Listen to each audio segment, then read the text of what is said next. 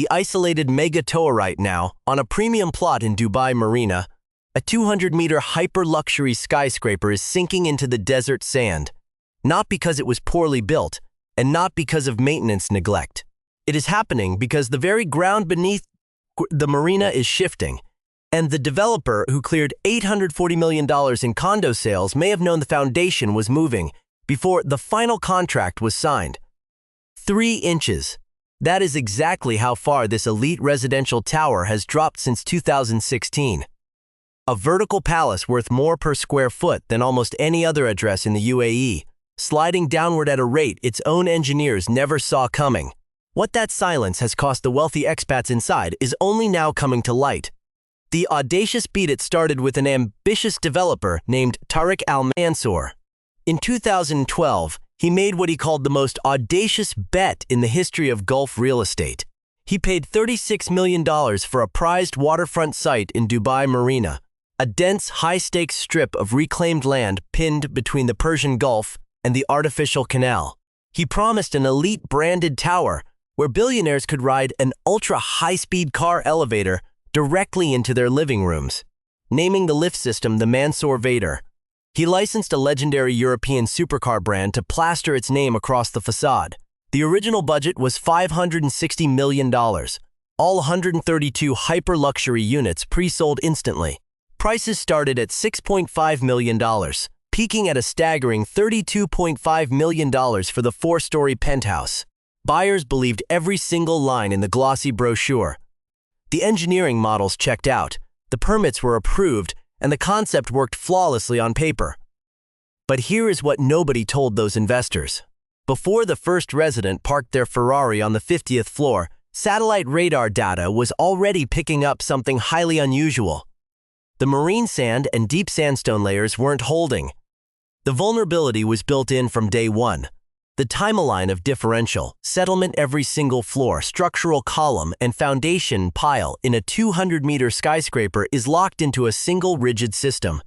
There is no backup plan. There is no structural redundancy when the ground beneath one corner of a megatower moves faster than the ground beneath another. Engineers call this critical failure differential settlement. The building does not go down evenly. It tilts. It torques. One side drops while another holds, generating immense internal stress across concrete slabs, glass facades, and heavy utility lines. The cost of speed. When this marina tower was conceived, the design team faced a definitive choice: conduct deep, time-consuming geotechnical audits of the shifting marine sand layers, rely on standard friction piles, and assume the reclaimed ground would behave. To protect the aggressive 2016 launch schedule, they chose the standard route. On paper, Dubai's standard pile foundations are engineered to tolerate a few centimeters of total uniform settlement. But that math left zero margin for a chaotic underground reality. The sand layers beneath the marina do not behave uniformly. When you press millions of tons of concrete onto reclaimed land, mix it with the violent vibrations of neighboring high-rise construction, and add the daily movement of tidal groundwater through porous coastal sand, the separation accelerates. 2012. Master licensing signed. Site purchased for $36 million. 2016. Satellite records detect initial subsidence trend during fit-out. 2017. Tower opens. Mansour Vader begins lifting supercars. 2023. 7-year satellite study confirms accelerating 3-inch drop. The satellite evidenced the warnings did not start yesterday. Geophysicists began documenting ground movement while buyers were still wire transferring their final installments. By 2017, the tower opened to a flood of wealthy expats. Resale prices spiked to $12 million.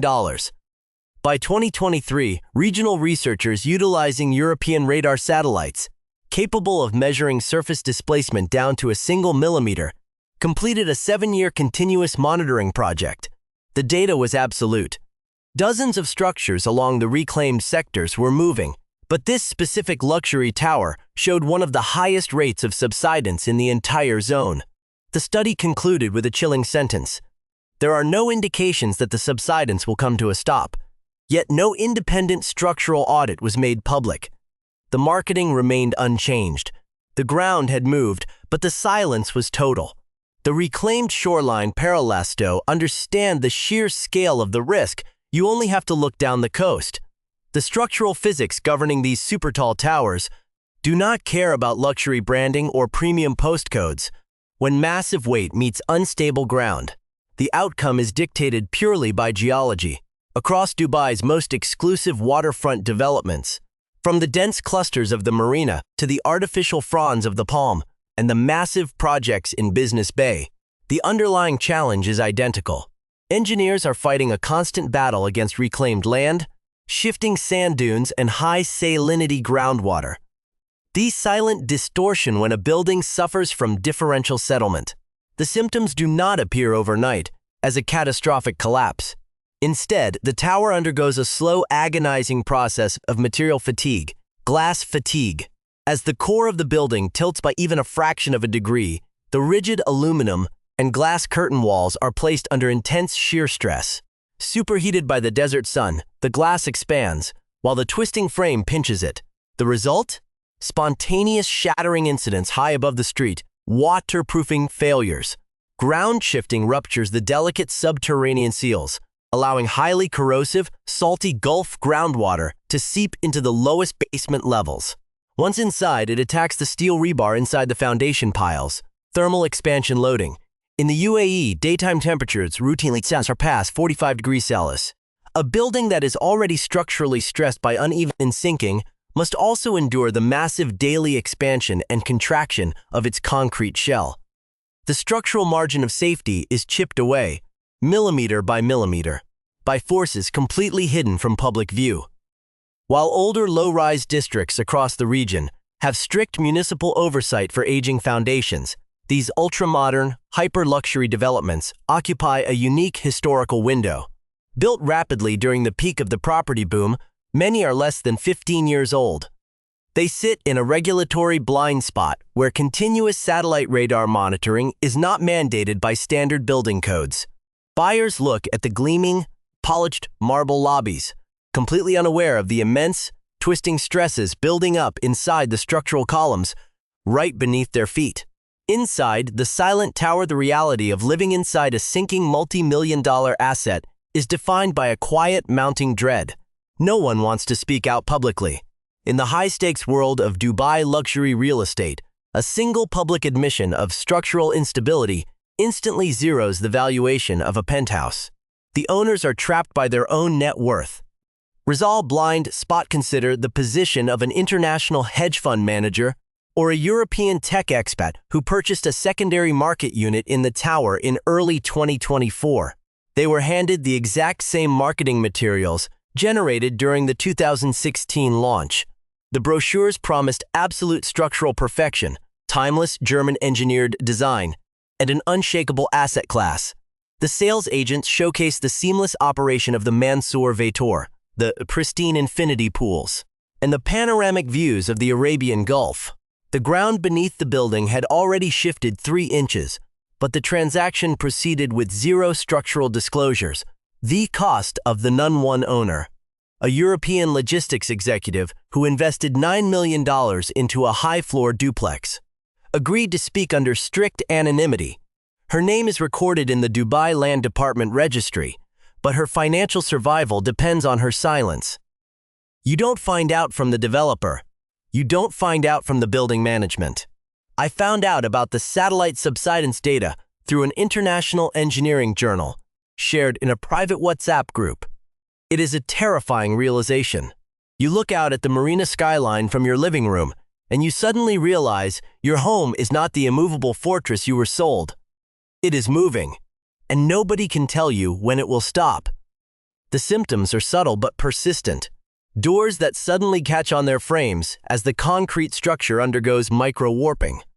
Hairline cracks in the basement plaster that are quickly painted over by maintenance crews during the night. The faint, periodic groaning of the mechanical shafts as the tower adapts to its uneven base. While the administrative bodies enforce sweeping safety regulations for older tower blocks across the emirate. This new generation of elite supertalls exists in a critical informational vacuum. There is currently no statutory requirement for a private developer to disclose ongoing satellite geodetic data to a secondary buyer. The data remains locked in academic servers and internal corporate files, while the luxury resale market continues to churn out premium listings based on architectural illusions. The UN checked risks. You watch this right now. Construction cranes are still spinning across the Dubai Marina and Business Bay skylines. New megatowers are rising on the exact same reclaimed land, anchoring into the exact same marine sand, pressing down on the exact same porous bedrock. The Al Mansour Group has already broken ground on their next ultra-luxury branded project, the Al Mansour Residences. It is a 63-story hyper tower slated for completion down the coast. It will feature 4 advanced supercar elevators, private sky pools, and a penthouse listed at $57 million. It relies on the same foundation principles, ignoring the reality that dozens of neighboring structures are already documented as subsiding. The risk shift the original promise that this coastal ground could support infinite weight without consequence has broken down. This isolated mega tower is no longer just an architectural marvel. It is a stark case study in how a calculated engineering risk is quietly transferred to the buyers. Kurt Stapte, 18,555 Marina Promenade. Total displacement 3 inches, downward trend. Structural audit not publicly disclosed. Supercar elevators fully operational. Next phase 63-story expansion underway. Right now, at this ultra-premium marina address, a 200-meter skyscraper sits 3 inches lower than it did when the first contracts were signed. The Mansour Vader keeps running. The supercars keep rising. But the long-term physics of the differential settlement beneath them remain completely unaddressed. No independent engineer has filed a public report forecasting what happens if the sinking accelerates. When the ground beneath a multi-million-dollar home is moving, and the system does not force anyone to say so, the buyer takes the entire fall. If you want to track this structural crisis as more satellite data drops, subscribe now. Share your thoughts below. Would you risk